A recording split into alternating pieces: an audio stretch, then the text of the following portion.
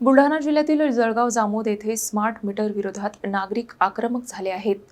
घरातील smart meter स्वतःच काढून महावितरण कार्यालयात जमा करत जुने मीटर पुन्हा बसविण्याची मागणी करण्यात आली आहे।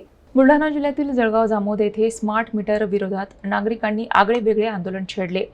महावितरणने कोणतीही पूर्वसूचना किंवा ग्राहकांची संमती न घेता स्मार्ट मीटर बसवल्याचा आरोप करत नागरिकांनी स्वतःच्या घरातील स्मार्ट मीटर काढून थेट महावितरण कार्यालयात जमा केले।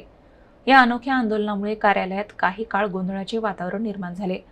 आंदोलकांनी शाखा अभियंता आणि सहाय्यक अभियंत्यांना निवेदन देत 7 दिवसात जुने मीटर पुन्हा बसवावेत अशी मागणी केली, अन्यथा आणखी नागरिक आपल्या घरातील स्मार्ट मीटर काढून महावितरण कार्यालयात जमा करतील असा इशारा देण्यात आला। या आंदोलनात काँग्रेस ओबीसी विभागाचे समाधान दामधर यांच्यासह अनेक नागरिक सहभागी झाले। स्मार्ट मीटरच्या मुद्द्यावर राज्यभरात वाढत असलेल्या नाराजीच्या पार्श्वभूमीवर या आंदोलनाची चर्चा सुरू आहे।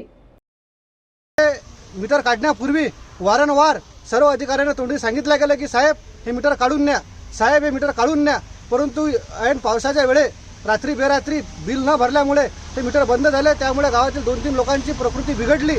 एका घरामध्ये प्रसूती झालेली बाई असल्यामुळे त्या लहान बाळाची तब्येत बिघडली। त्यामुळे नाइलाजास्तव आज या ग्राहकांना आम्हाला सर्वांना ते मीटर काढावे लागले।